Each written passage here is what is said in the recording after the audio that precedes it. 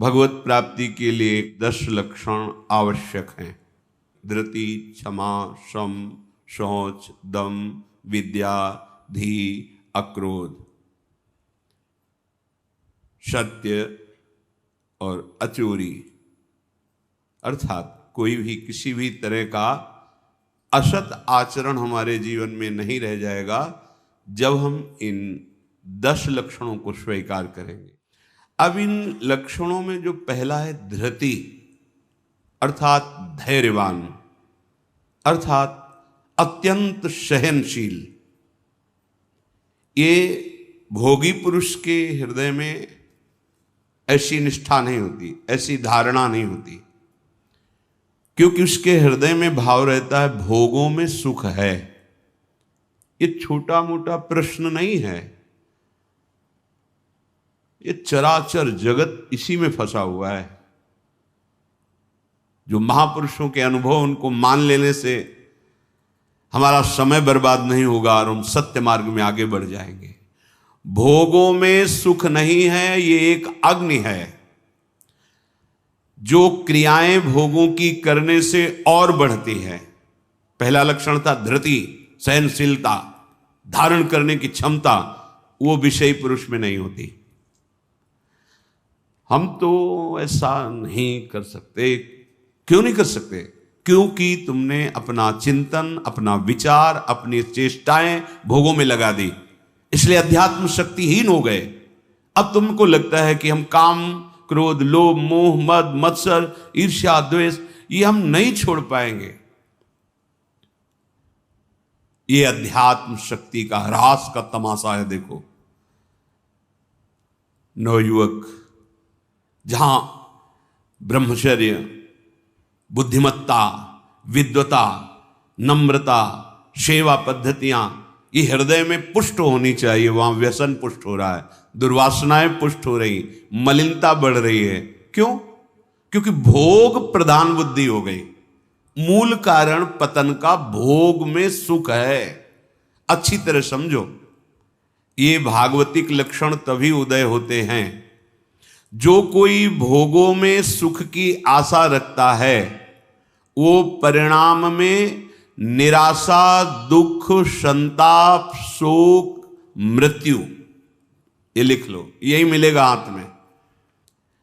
जब अंतर से भोगों में सुख बुद्धि होती है, सत्संग सुना, परमार्थ में चल रहे हैं, हमें नहीं करना चाहिए जान रहे हैं, हमें ये प्रभु से विमुख कर देगा ये भी जान रहे हैं, पर अंदर है सुख है, इसमें आपको गिराएगा।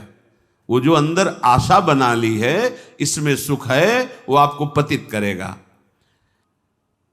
इच्छित भोग भोगने की चाह, ये सदैव भोगा आसक्त करके भोग भोगने का लोभ बढ़ाता रहता है। उपासक जो सुकृत करता है, भोगों की इच्छा करता है, तो उसे भोग मिलते हैं। जब भोगता है तो फूलता है, तिरस्कार हो, माया ने उसको तिरस्कृत कर दिया, रौंद दिया, और वो गर्व से फूल रहा है, मैं जो इच्छा करता हूं मिल जाता। क्यों? सुकृत जमा है उनका, भोग लो। जब इसका और पूर्व दुष्कृत का परिणाम आएगा तब तुम्हें पता चलेगा। अभी फूल लो। वो फूलता है गर्व में।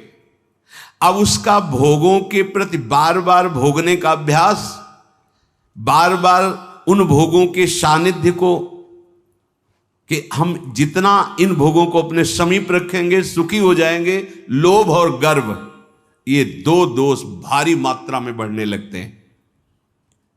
निकलने की गुंजाइश नहीं, रोता है, रास्ता नहीं पता, क्योंकि माया है। जिन भोगों को गले लगाया वही उससे विपरीत हो रहे हैं।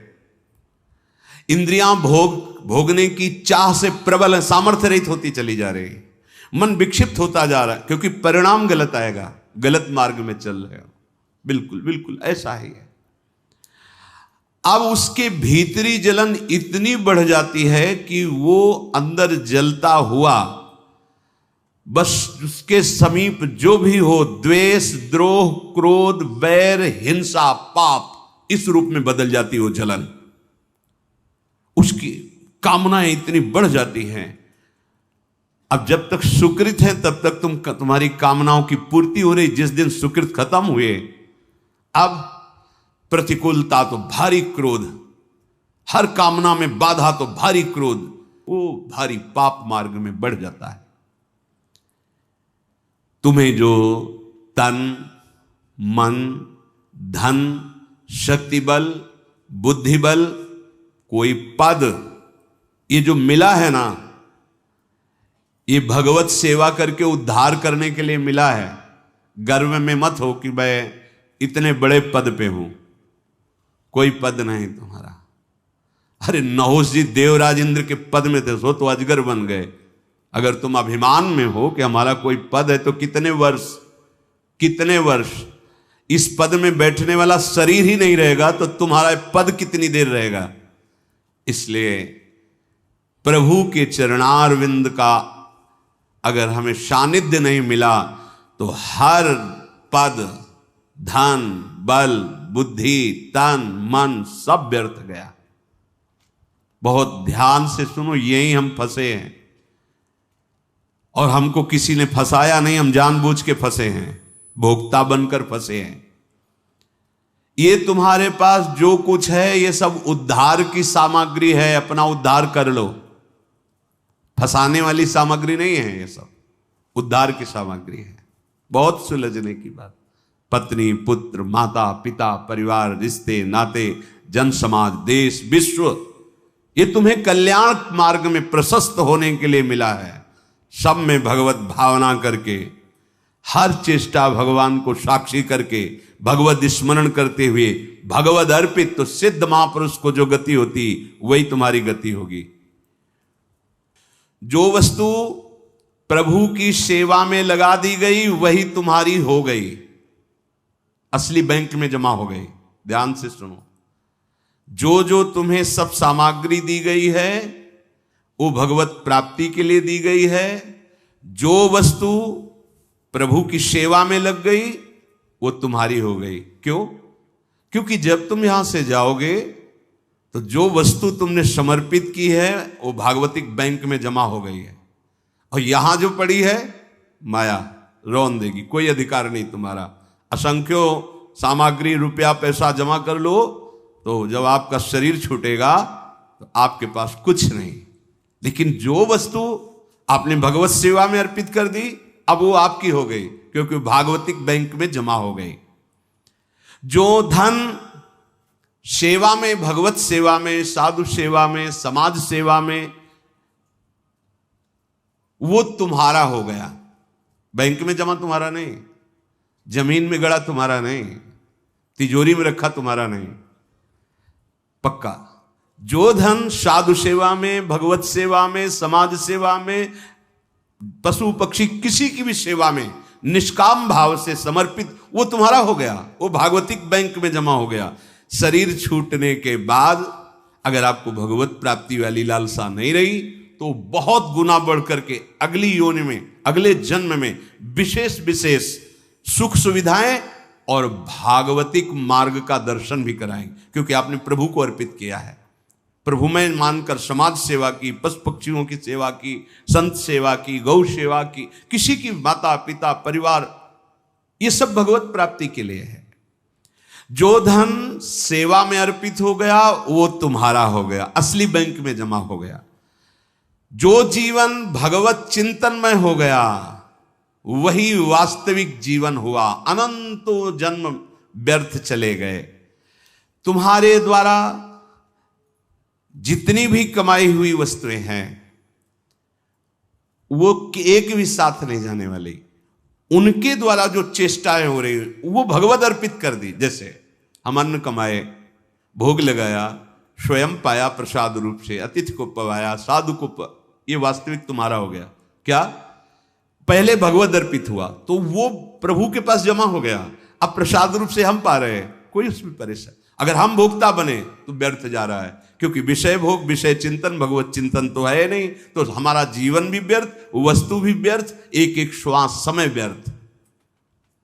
दो प्रकार की बैंक है, एक मायाकृत बैंक, एक हरि बैंक।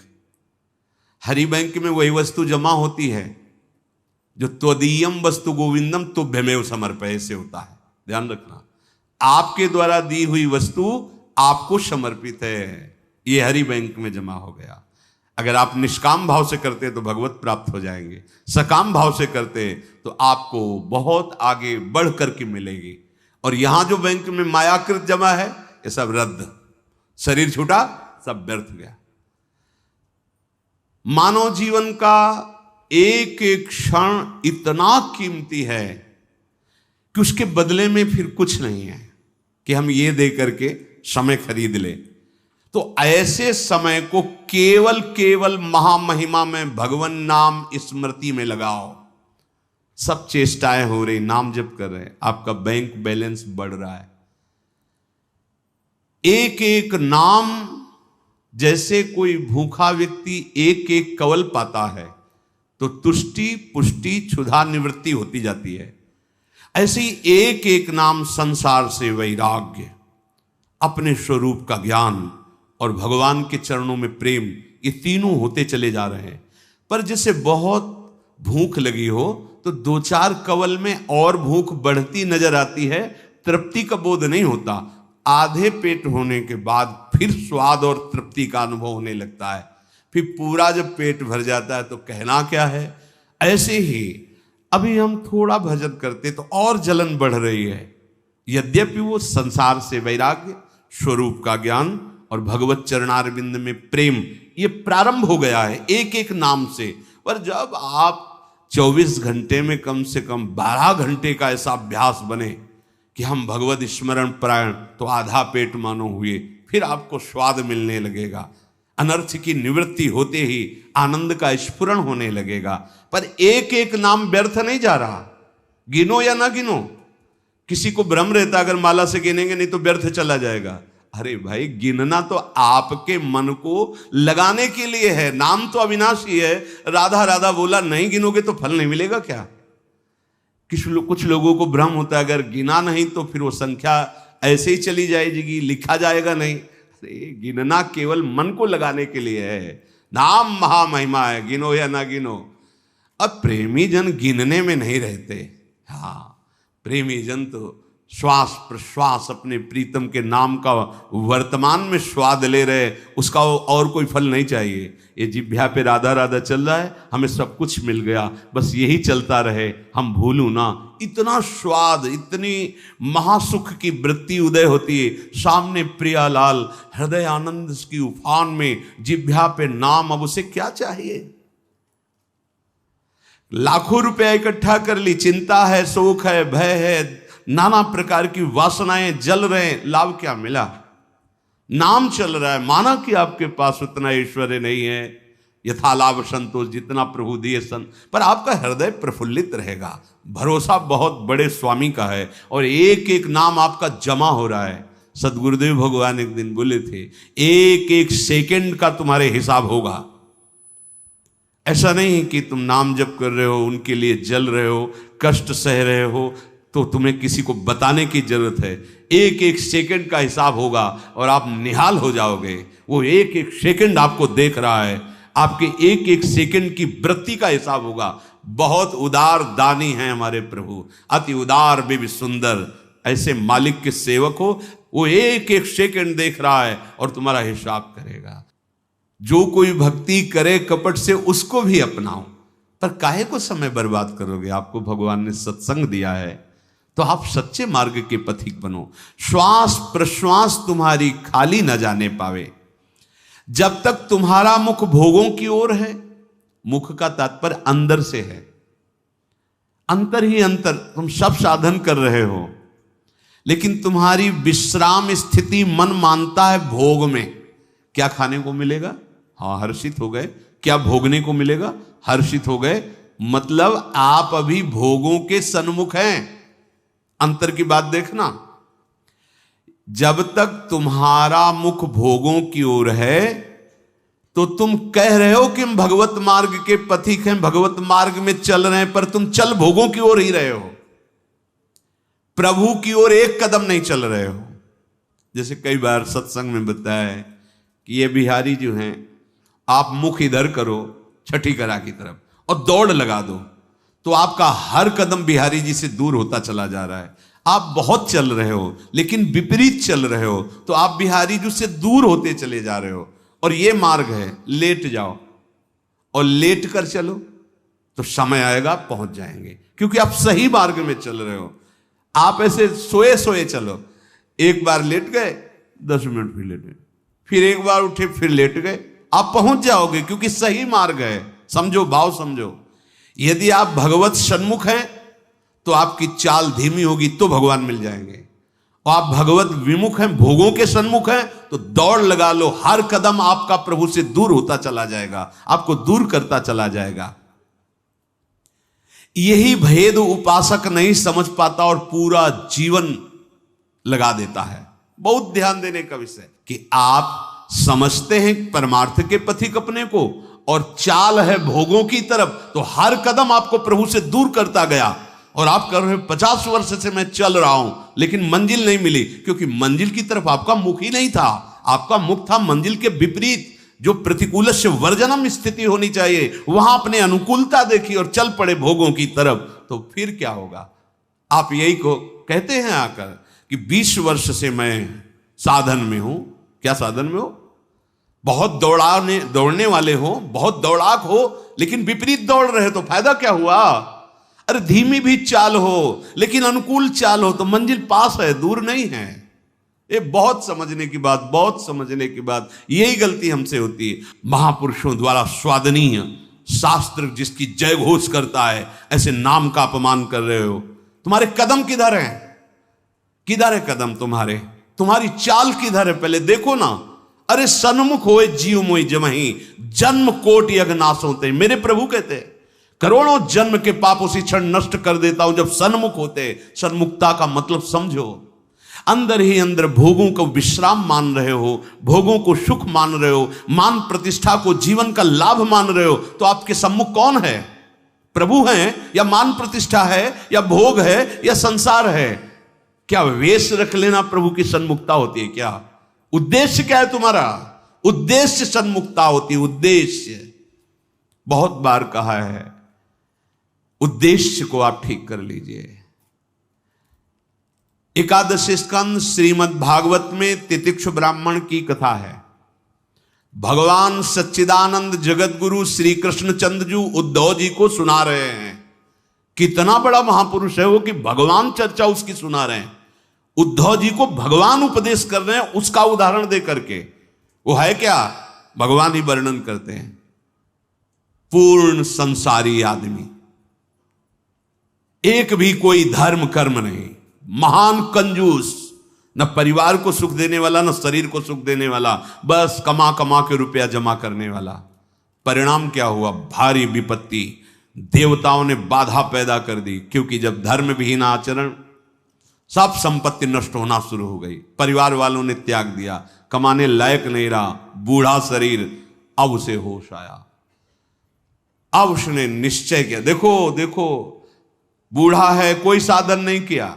अब उसने निश्चय किया कि समस्त देवता साक्षी हैं, मैं आज समझ गया कि मेरा कोई नहीं, मेरा कुछ नहीं। अब जितना जीवन बचा है मैं श्री भगवान को अर्पित करता हूं। अब मैं अपने आत्मस्वरूप प्रभु में स्थित होकर हर कष्ट सहूंगा, किसी से कोई भी आशा नहीं रखूंगा, चाहे मान करे या अपमान। न राग करूंगा न द्वेष करूंगा, निरंतर भगवत स्मृति में रहूंगा। उसी समय महापुरुष बन गया और भगवान उसकी महिमा वर्णन कर रहे हैं।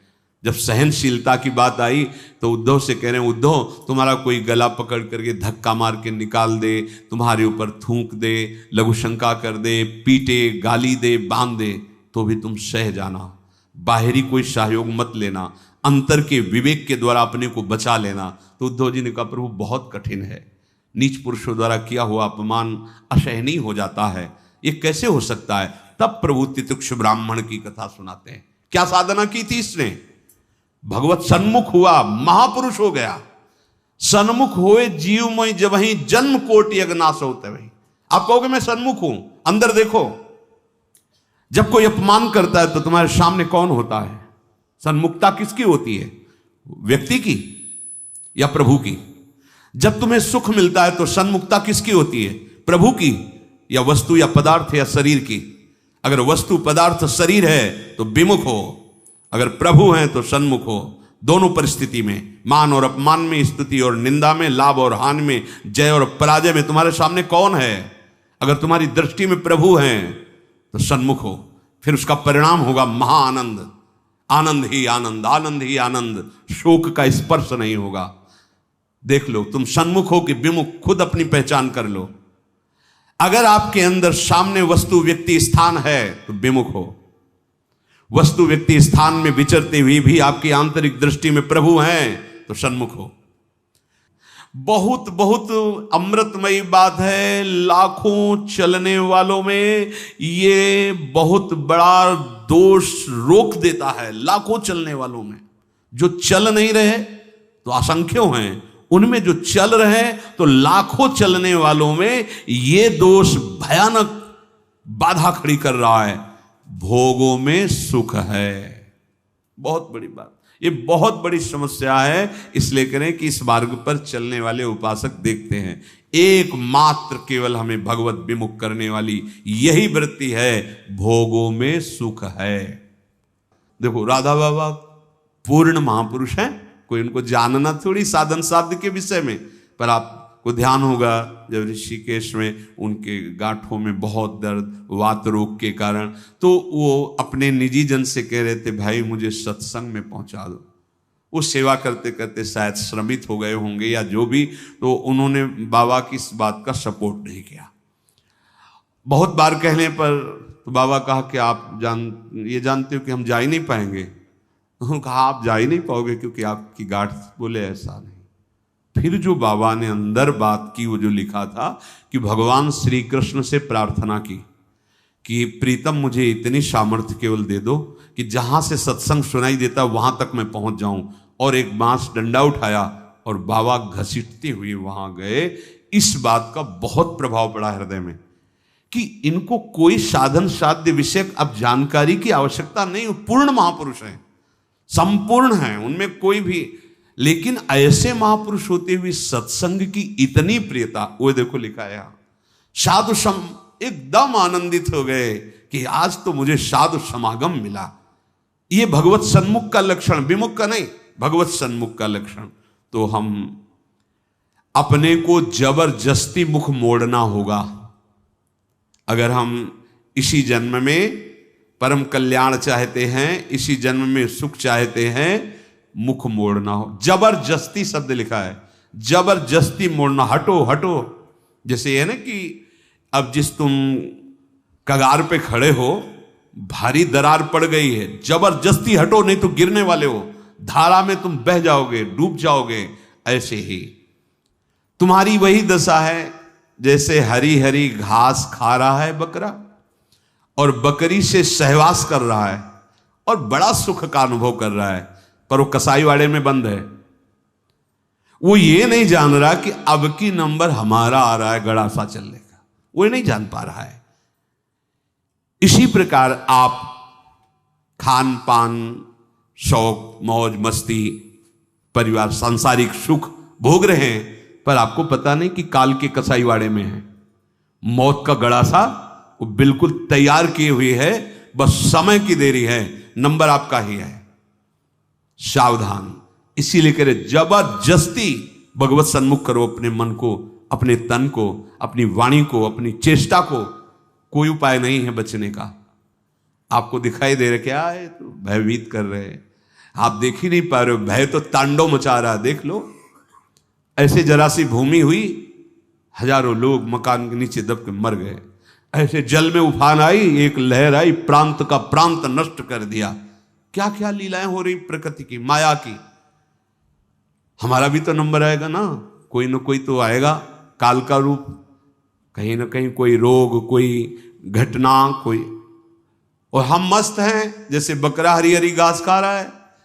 ऐसा उसको लग रहा है हम बड़े सुखी, ये पता नहीं अगला नंबर हमारा है। तुमको बिना सूचना दिए, बिना राय के तुम्हारी मृत्यु तुम्हारा नाश कर देगी। मृत्यु किसी से राय लेती क्या कि अब हमारी प्रार्थना स्वीकार करें, हम अपना काम शुरू करें, यदि आपकी आज्ञा हो। ऐसा नहीं हो। अगर ऐसा हो तो कोई तैयार नहीं होगा, कोई नहीं तैयार होगा। बिना आपको सूचना दिए, बिना आपकी राय के वो आपका नाश कर देगी मृत्यु।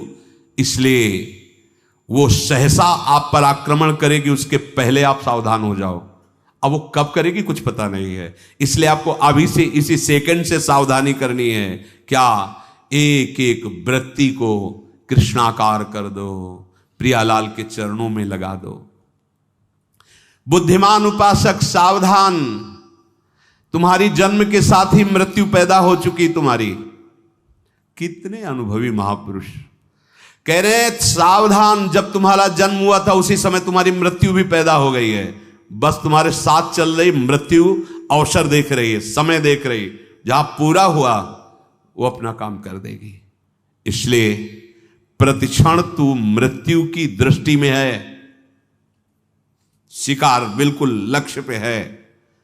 मृत्यु का अंतिम स्पर्श तुम्हारा सर्वनाश कर देगा। शरीर, रुपया, पैसा, कामना, घर, मकान, पद, पदवी, सब। अतः तुम कुछ ऐसा करो जिससे मृत्यु शरीर पर प्रभाव पड़े, आप पर नहीं। आप कर्ता भोक्ता भाव में, इसलिए आप पर प्रभाव पड़ता है। वो क्या है? इस चक्र से सदा छूट जाने के लिए एकमात्र सब ग्रंथ, सब संतों, सब पंथ का निर्णय है सतत भगवत भजन, सतत भगवत चिंतन, प्रभु के आश्रित होकर प्रभु का भजन।